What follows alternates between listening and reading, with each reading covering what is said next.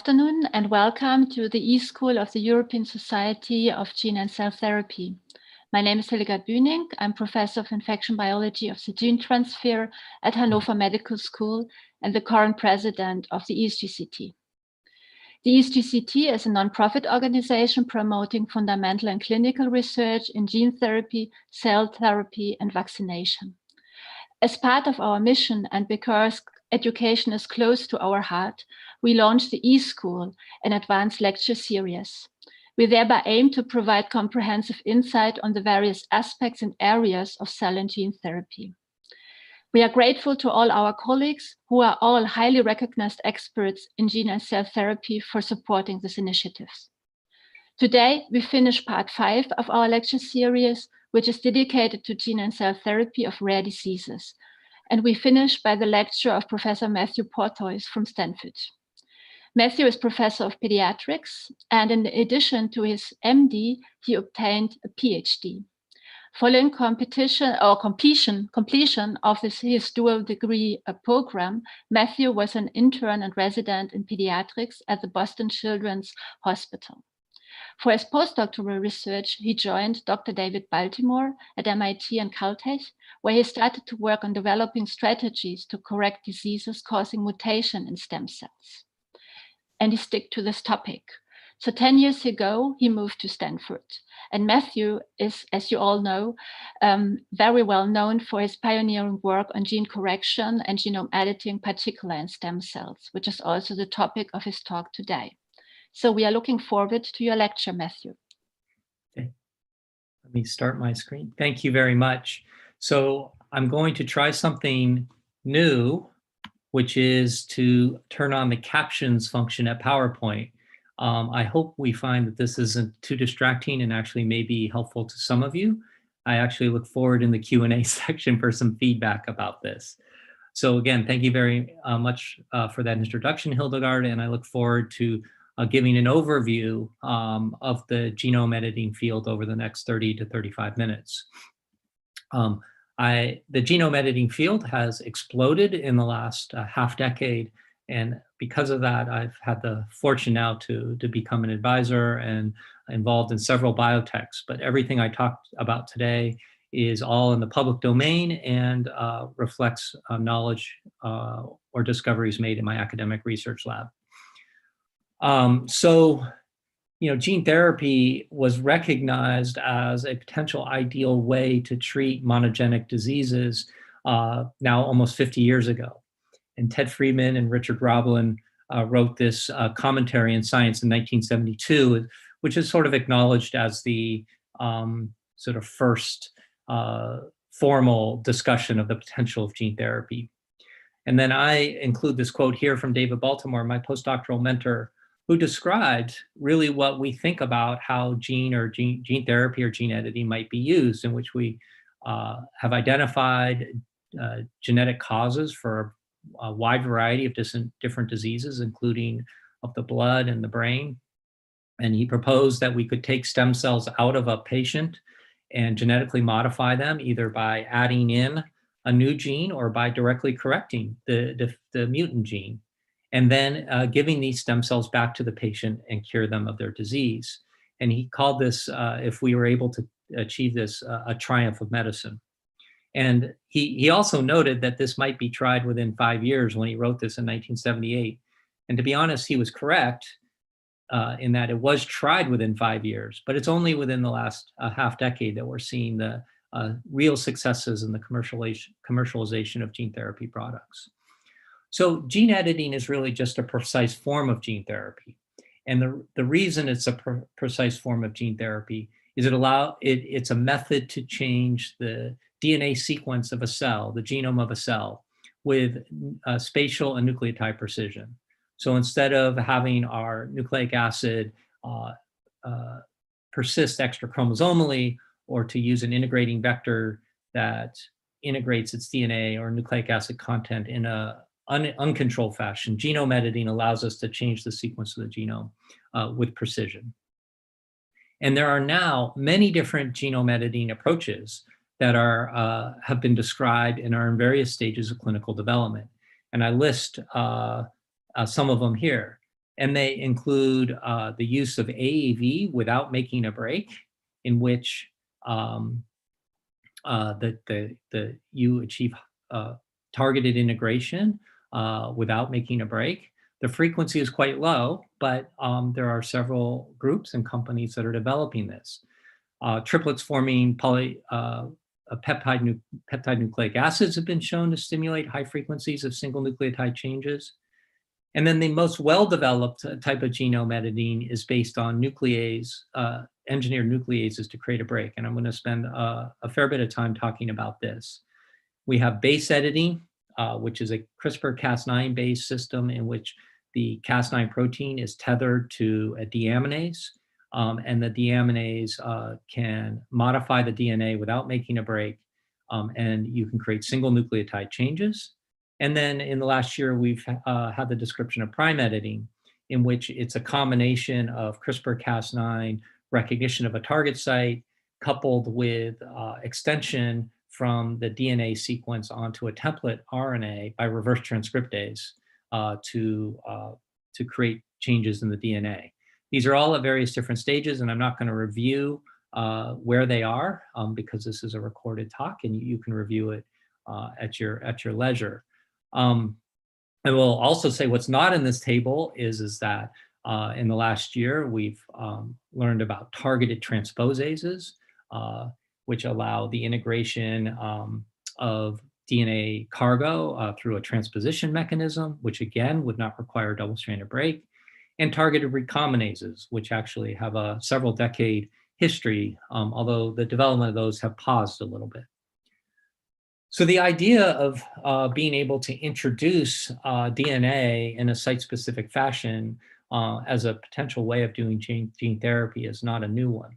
And of Oliver Smithies, who won the Nobel Prize for developing gene targeting in mouse embryonic stem cells, and is really a heroic science and role model for many of us, although he passed away several years ago, first described that we could achieve gene targeting or the targeted integration in human cells at a measurable but very low frequency, on the order of 1 cell per every million cells that we tried to modify. A key discovery in the development of nuclease-based gene editing was made by Maria Jason and her colleagues at Sloan Kettering, who demonstrated that if you introduced a recognition site for a nuclease, a homing endonuclease in this case, into a reporter gene, you could stimulate replacement of the mutation in the reporter gene and activate that reporter gene by a double-stranded break by over 1,000-fold. So now we're up from 10 to the minus 6 to somewhere around 10 to the minus 4 to 10 to the minus 3 in terms of its frequency. I first got involved in the field as a postdoc with David Baltimore, in which we showed that instead of using a homing endonuclease, we could use a designer nuclease. In this case, it was a zinc finger nuclease, which could be reprogrammed to recognize a novel site in the genome by reprogramming the zinc finger DNA binding domain. And Dana Carroll near simultaneously actually demonstrated that double-stranded breaks not only can stimulate gene correction or gene targeting, but could also be a way of stimulating mutations at the site of the break. And he first demonstrated this in a fly model of using zinc finger nucleases. And so what that leads us to is sort of this canonical schematic. Everyone has their own form of it. Mine is a relatively simple one, in which we design a nuclease to recognize a specific site in the genome, and that nuclease makes a break. And the double-stranded break activates the cell's own repair machinery. And because double-stranded breaks are potentially so deleterious and damaging, the cell has redundant mechanisms to repair that break. One of the mechanisms by which it repairs the break is non-homologous end joining, in which the two ends are ligated or stitched back together. This form of repair is active through all phases of the cell cycle, and is actually an accurate form of repair, particularly with an engineered double-stranded break. But occasionally, it creates small insertions and deletions at the site of the break, and I'll describe some other things we can do with non-homologous end joining based editing. But the other form of repair is homologous recombination, in which the homologous recombination machinery, which normally is a repair machinery that repairs double-stranded breaks in S and G2 of the cell cycle. The genes involved in homologous recombination are actually essential, so it's an essential pathway in cells. And by providing a donor DNA that is undamaged, the recombination machinery will, for reasons we still don't fully understand, will use that donor DNA as a template and make a copy of that donor DNA and use the copy to paste over the break. And by designing the donor DNA in the right way, we can create precise nucleotide changes in the genome. I will note that while there are many non-nuclease or non-double-strand break methods of genome editing being developed, nature actually uses double-stranded breaks as one of its major ways of doing its own genome editing. And the SPO11 nuclease is what triggers meiotic recombination during meiosis. The RAG1, RAG2 nuclease system is what triggers VDJ recombination to create our adaptive immune system diversity. And then genetic parasites called hominidnucleases mediate their transmission by double-stranded breaks. And I'll note that, of course, there's a whole other field out there of gene drive that is based on double-stranded breaks. So in many ways, what we are doing with nuclease-based genome editing is trying to recreate what nature does already quite well. Now, there's more than just making indels that can be done with non-homologous end joining-based genome editing.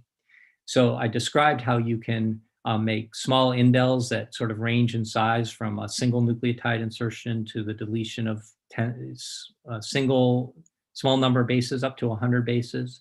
But one can also, by creating two breaks, create defined deletions. And actually, if one is trying to make a knockout in a gene, this is actually a very effective way of making sure that you create a knockout, because the nucleases don't quite have to be as good.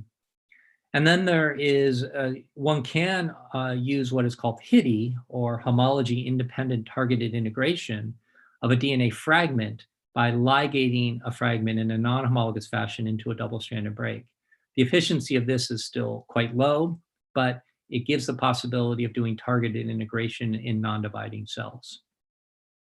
Now, there are many different things one can do with homologous recombination as well. You can make single nucleotide changes. So I will show one example of how one could correct a single nucleotide change that causes, actually I'll show two examples, that causes a disease. But one can insert cassettes of genes, either a wild type gene back into itself, so that it is now under the control of its endogenous regulatory elements, an efficacy and safety feature that might be applicable to several different immune deficiencies in which regulated expression is critical. One can use a safe harbor gene addition by identifying a target location in the genome that is deemed safe, and how we define safe is of course still under discussion, but one can use homologous recombination to target a promoter and gene cassette into that location, so every cell has the same cassette in the same place, which may also improve both efficacy and safety. And finally, we can start entering the field of synthetic biology, in which we take one gene and insert it into another gene. And so we repurpose the cell by using the regulatory elements for one gene to drive another gene. And an excellent example of this was the work out of Michel Sadelain's lab, who targeted a CAR into the TCR locus. So now the CAR was turned on in the same way, turned on and off, and the levels of which were regulated in the same way that a T cell receptor was.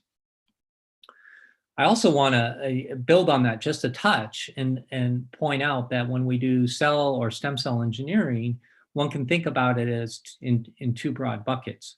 One is to engineer the cell so that you rescue a missing function. So for example, in a disease like sickle cell disease, in which you have a mutation that causes a pathologic protein, we can use genome editing to correct that defective function. But I think the world of gene therapy and genome editing is even broader as we think about combining it with synthetic biology and use our genetic engineering tools to add a new function to the cell to either make that cell more effective or more potent in the therapeutic activity we wish, or to make it safer, or to make it, or give us ways of regulating or controlling its activity. I mentioned that there are a number of different platforms now to make double-stranded breaks. I described how Maria Jason and her pioneering work used homing endonucleases, and there are groups and companies that are developing ways of reprogramming those small homing endonucleases to recognize novel target sites. This is a very challenging task and obviously has not become broadly accessible to a wide range of researchers. I mentioned my work and Dana Carroll's work using zinc finger nucleases, in which a zinc finger DNA binding domain is fused to a non-specific nuclease domain. And upon dimerization, a break can be created. And these zinc finger nucleases were some of the first nuclease-based editing to enter clinical trials. Tal effector nucleases, or TALENs, are very similar to zinc finger nucleases, except instead of using a zinc finger DNA binding domain, we use Tal effector DNA binding domains. And the code is a little bit simpler than the zinc finger code. All three of these platforms require protein DNA recognition to achieve the specificity, which has been hard to predict and hard to engineer. What really has transformed the field of genome editing was the discovery in a test tube in 2012 and then proof in 2013 of its efficacy in cells of the CRISPR-Cas9 system. And as you probably all know, the 2020 Nobel Prize in Chemistry was given to Emmanuel Charpentier and Jennifer Doudna for their discovery, along with Martin Ginnick, that this CRISPR-Cas9 system, which is derived from the bacterial adaptive immune system, could be repurposed to create double-stranded breaks in a test tube. And it's a very elegant and simple system in which you have a multifunctional Cas9 protein that is the scissors. The scissors don't know where to cut, however, until the Cas9 protein is complexed to a single guide RNA. And the end of the guide RNA, the 5' end of the guide RNA, is designed to recognize the sequence that you want to cut. And this guide RNA, as the name implies, drives the Cas9 to the location you want where it can make a cut. I think what's quite remarkable is that this system, which is basically unchanged from bacteria, works, as far as I can tell, essentially in every cell type that has ever been tested.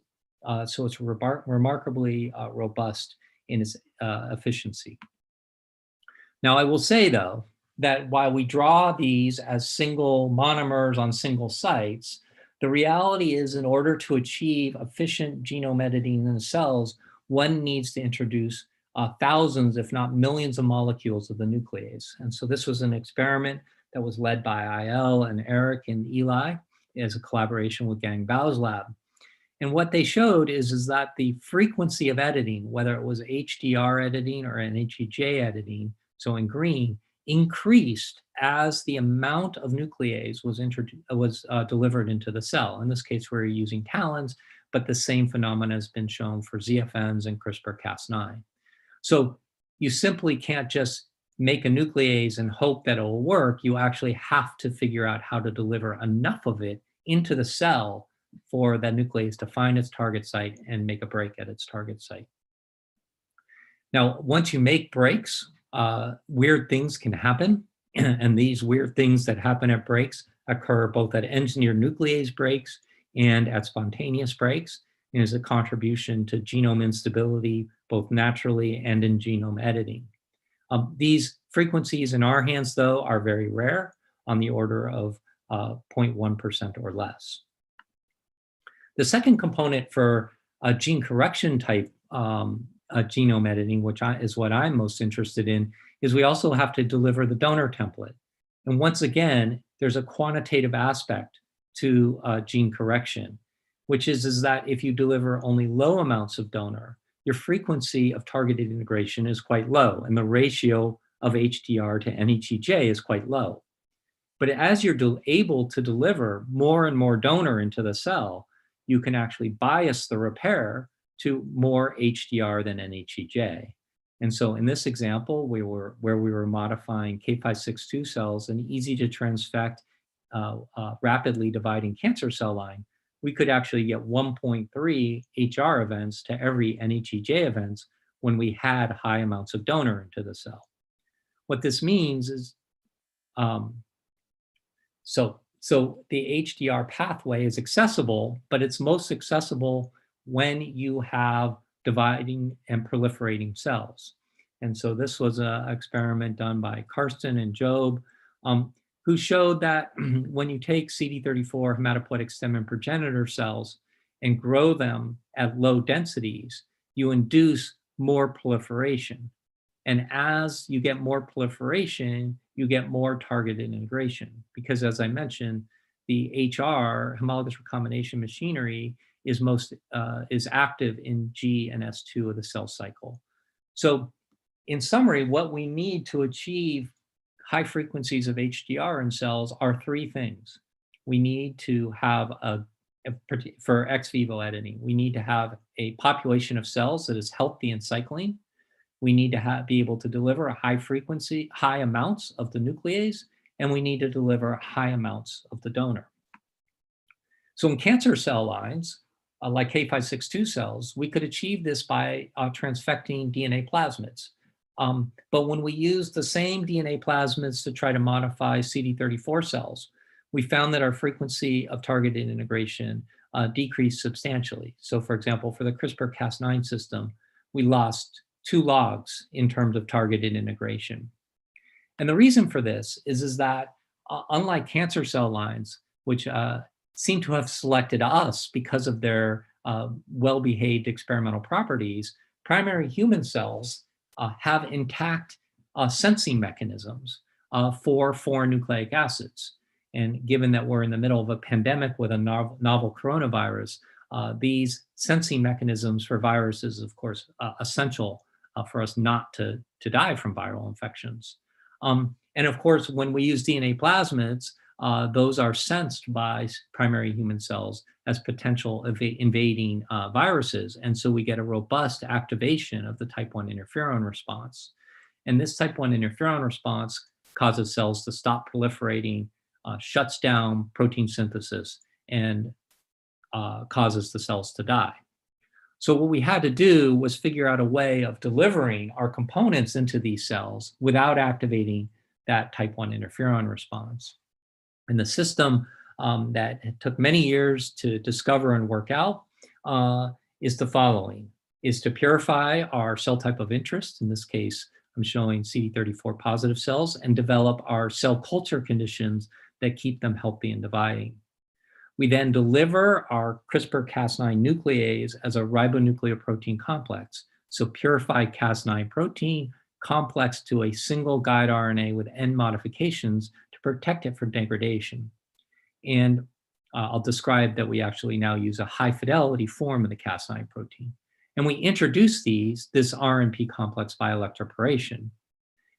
That allows the break to be made. But to deliver the donor sequence, we use a nature's nanoparticle, which is recombinant adeno-associated virus. And the serotype of AAV that works best ex vivo is serotype 6 for reasons that are still not entirely clear.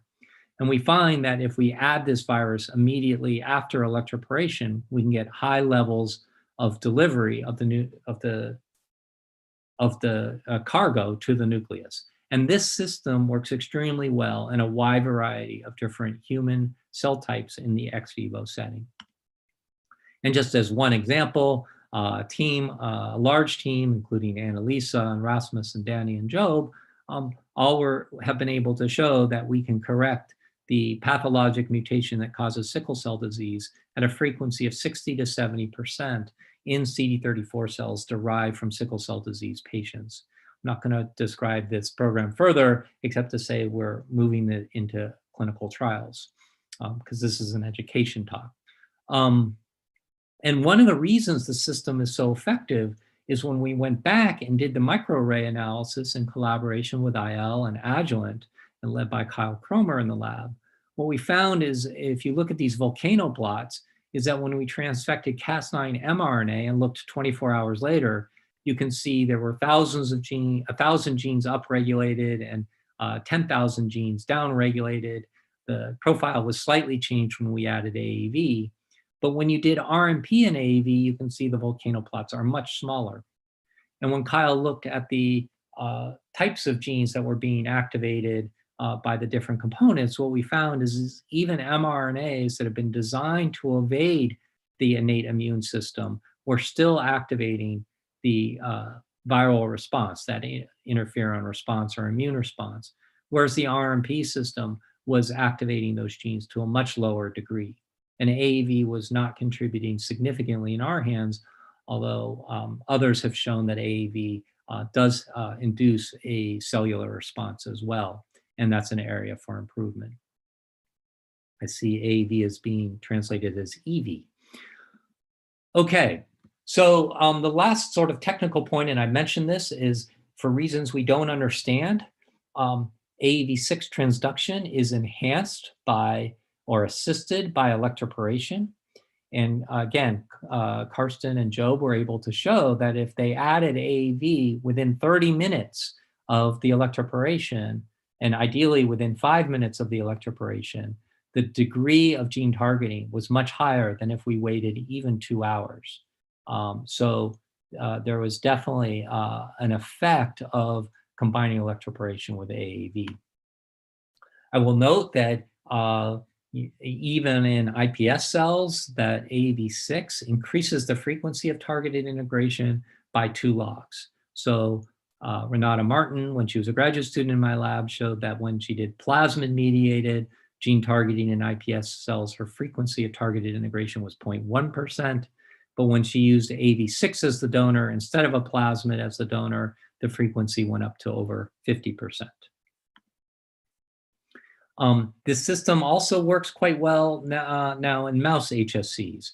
We have not optimized it for mouse HSCs, but we can find, for example, that we get, in collaboration with Hiro Nakauchi's lab and led by Adam Wilkinson, we can get 25% targeted integration into the ROSA 26 locus of a GFP cassette.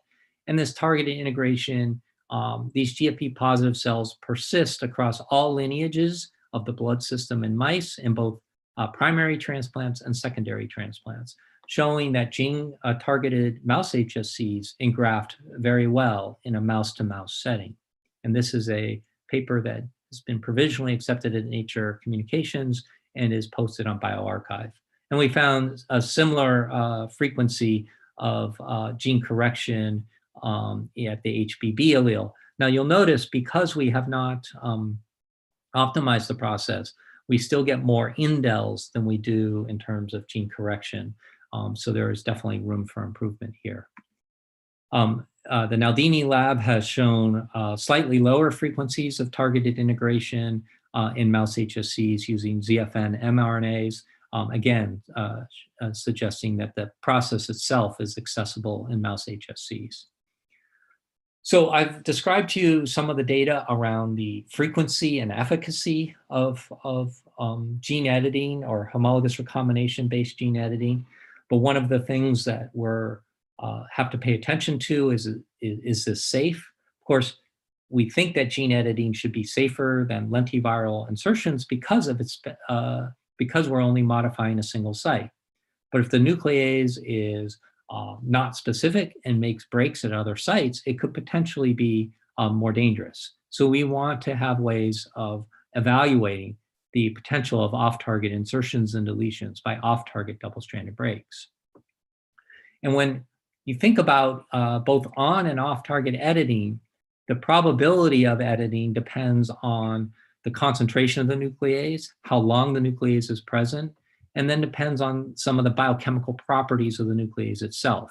And I showed how important even for on-target editing it is to get high concentrations of your nuclease into the cell. But this is also relevant for off-target editing. The more nuclease you have, the higher probability you might have of making a break at an off-target site. And I think the best example of this is work that came from Andy May, led by Peter Cameron, in which they showed that when they analyzed a guide RNA that targeted a gene involved in a hereditary bone marrow failure syndrome, the FANC-F, Fanconi anemia F. In vitro, it appeared that the guide RNA seemed to be quite nonspecific, with hundreds of, over 100 potential off-target sites. But as they limited the duration of expression of their nuclease and eventually used the RMP that I described earlier, what they found is that this nuclease was quite specific and only created indels at the on-target site. This was quite a dramatic example, but the general principle is held. So by using the RMP, not only do we avoid the innate immune response to incoming nucleic acids, but we also increase our specificity by limiting the duration by which the nuclease is expressed. Because once the protein is degraded, it can't be replenished from a DNA plasmid or from an mRNA. Now, the second part of improving specificity is to try to optimize the biochemical properties of the Cas9 nuclease itself. And there are many examples of using engineering to improve the Cas9 nuclease. In many of these examples, the specificity was improved, but the on-target activity was compromised. And so we have adopted a engineered high-fidelity nuclease that was discovered by the IDT group and Chris Valkouskas. And this is a reference to the paper, and I won't go through the data, but it consists of a single amino acid change in the Cas9 protein. And perhaps the best example of how this improves specificity is shown when we analyze off-target sites for our guide RNA targeting CCR5. And you can see that the wild type and high-fidelity nuclease creates high frequencies of on-target indels, over 90%. But with the wild type Cas9, we had several sites that seemed to have measurable off-target indels, still below 0.5%, so still very low. But when we use the high-fidelity nuclease, the frequency of off-target indels went below the limit of detection. So we maintained our high on-target editing frequency, which is what we want, and we improved our off-target profile by over a log.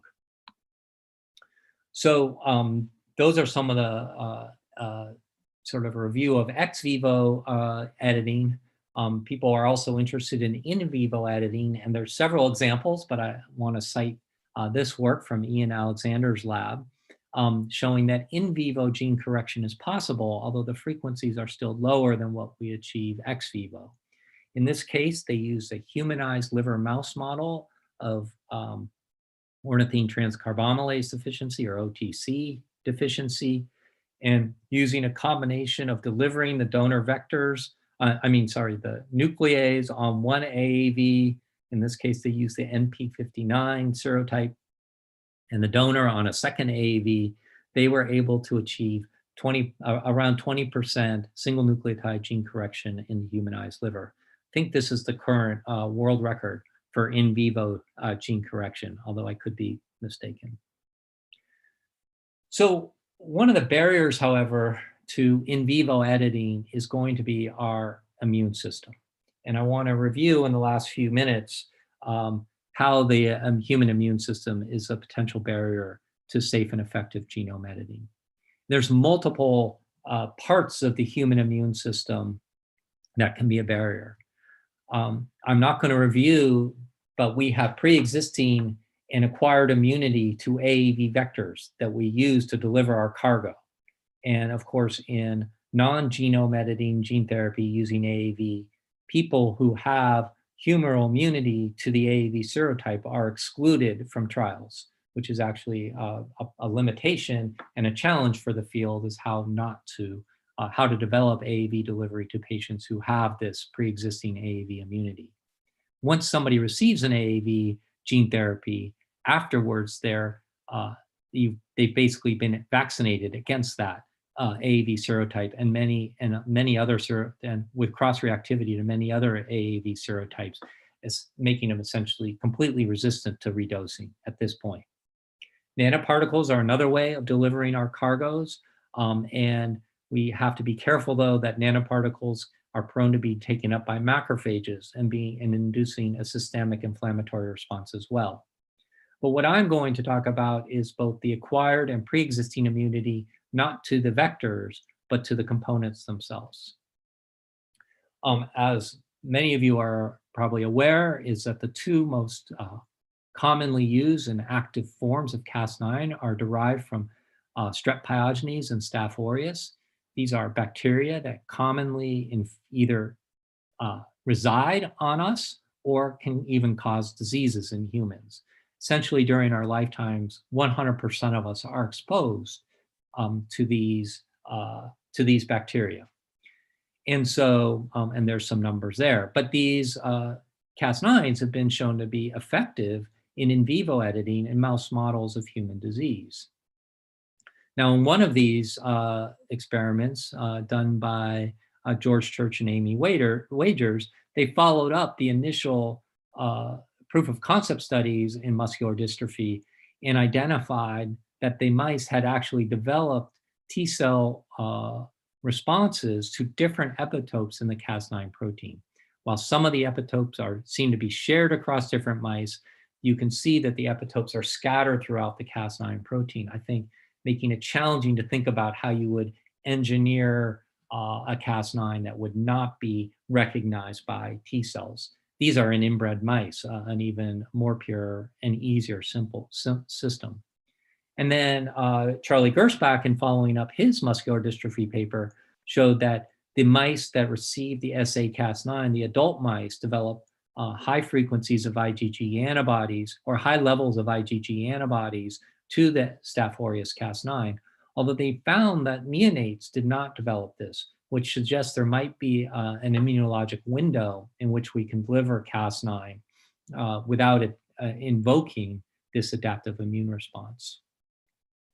But Karsten, when I was discussing with the lab, is it possible that because these bacteria are on all of us, that our immune systems have already developed an immune response to the Cas9 proteins? It's certainly possible that that didn't happen because there are many, many other targets in these bacteria that our immune systems could have recognized. So Karsten spent a lot of time developing a careful ELISA assay to measure the levels of humoral antibodies to the different forms of Cas9, using albumin as a negative control and tetanus toxoid as a positive control, something that in this population, most people were immunized. Actually, it's quite interesting. You can see some people with really high titers of IgG antibody and the rest probably having lower titers. I suspect these are the people who have received a recent boost. And these are the people who have declining immunity to the tetanus toxoid. And what we found is about 60 to 80% of healthy adults, humans, have detectable and measurable pre-existing immunity, humoral immunity, to both forms of Cas9. That humoral immunity may not be a direct problem because most of the vectors we use aren't going to be delivering Cas9 protein as a protein to the blood. But T-cell immunity might be more problematic because it could recognize Cas9 expressing cells through the presentation of Cas9 peptides on MHC molecules on the surface. And so Karsten developed an ELISpot assay and again found that somewhere between 40 and 60% of healthy adult blood donors had detectable T cells that recognize Cas9 epitopes. Again, this becomes potentially a really huge barrier to delivering Cas9 to humans because essentially many humans have been vaccinated with Cas9. These findings that I reported have also been reported by others, although there are some variations in both the results and the interpretation of those results. But based on these findings, a group at Rice decided to see, to sort of experimentally test whether this would limit the usage of Cas9. And so what they did is they immunized mice with Staph aureus Cas9. And then at week -1, and then they challenged those immunized mice with AAV8 that was expressing Cas9 1 week later. Oh, whoops, sorry, I put that slide in the wrong place. I will come back to it.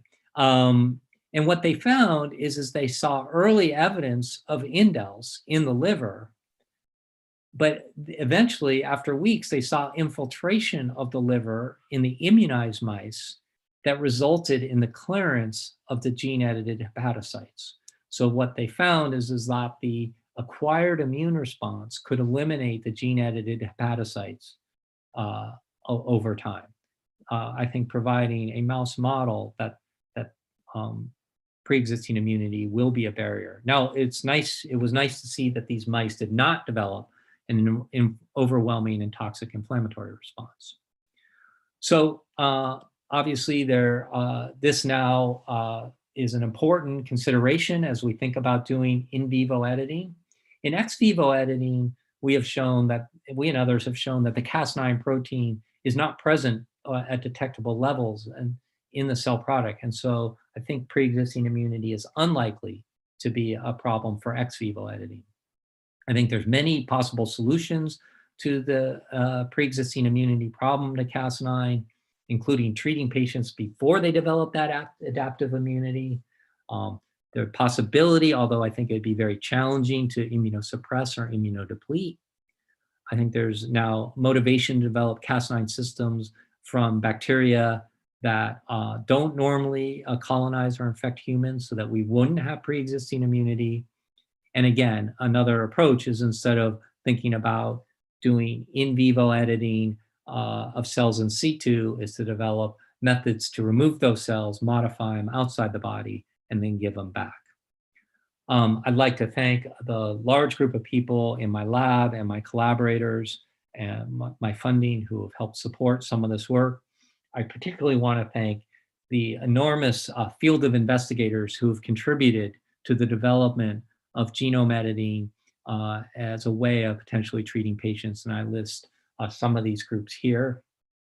And then I want to end with this slide and stop my talking and take any questions you might have. So again, thank you very much for allowing me to talk about gene editing.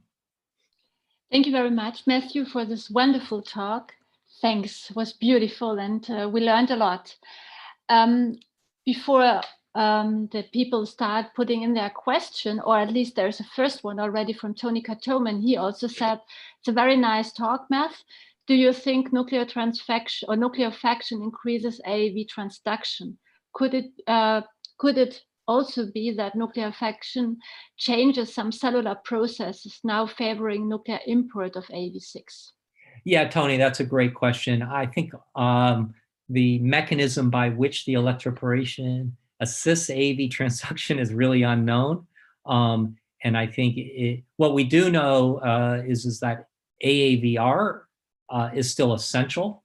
So that first step of binding is still essential, but whether it has to do with endosomal development, whether it has to do with how the endosomes release the AAV or the trafficking of AAV, yeah, it's completely, we have no more insight into that. And so hopefully you might, or others in the field might. I mean, this was honestly also my first question, if you know something about the mechanism, because you said that in a range between 5 and 40 minutes after electroporation, AAV would be most efficient if you do this transduction. So it suggests a couple things. We, as I said, we don't have a ton of mechanistic. We know the time window. Of course, that's sort of in the window that the cell is repairing the plasma membrane holes that were created by the electroporation. So it feels like it has something to do with that. It is a period of time where you can get macromolecule entry, so dextrans or other, even, of course, mRNAs. But it doesn't enhance lentiviral entry. So it's not specific to all viruses. So that's about as much as I can tell you. I mean, it could also be that it's just a stress response, right? Because it's known that you get a higher transduction with AAV in condition of cell stress. So maybe this also adds to that. I do have one question. When you compared the plasmid or the efficacy of integration when you use AAV as a template compared to the plasmid, did you by any chance use a plasmid which also displays or contains ITRs? The plasmid did it was the production plasmid that was used to make the AAV that the comparison was done with. So yes, it would have had the ITRs, but of course it wouldn't have been single-stranded plasmid. It would have been double-stranded plasmid versus single-stranded AAV with ITRs. Thanks, because the reason for that was just that the ITRs are also recognized by the DNA repair machinery. So therefore I was asking. But I would say probably the plasmid, I don't know. You probably know, but I'm sure you know better than me. I don't know if the plasmid ITR, the ITRs in a plasmid actually have an ITR structure because, of course, now they're double-stranded. So there certainly are more differences. At least it's said that they have a structure there as a plasmid. So let's see. Interesting. Interesting. I just would like to remind our audience that they can just type in questions. And so one other question for me, because you were describing and nicely explaining the issue of an adaptive immune response, which is already available against the CARs. Can you imagine that maybe for a start, for in vivo gene editing, one could look for diseases located in immunological niches? So, exactly. I think it's a really good question. And actually, we're working with an ophthalmologist here to measure whether the antibodies and T cells are present in the vitreous of the eye, which is a immunoprivileged, although not, the immune system still can get into the eye, but it's definitely immunoprivileged. And the advantage of the eye, of course, is you can also give topical immunosuppression with steroids. And so I think that the strategy of trying to do in vivo editing in the eye under the cover, I think, of steroid immunosuppression, local immunosuppression using steroids, is a first try. But I would want to keep a very close eye, not to make a pun, eye on the eyes. But right now, just to give a preview of our collaboration with our Stanford colleagues in ophthalmology, is we don't see high levels of antibody in the vitreous of the eye, even in people who have detectable antibodies in the serum. So it's possible. I don't see any questions. So by this, then again, I would like to thank you, Matt, for this great talk. And I would like to thank the audience also for listening. And I would like to invite you to come back next week when we start the lecture series on cancer gene therapy. And we start with Vincenzo Cerulli from the University of Helsinki. He will speak about directing the immune responses to specific tumor antigens using modified oncolytic viruses. And by this, I would like to thank you and say goodbye. Thank you very much, and good luck, everyone.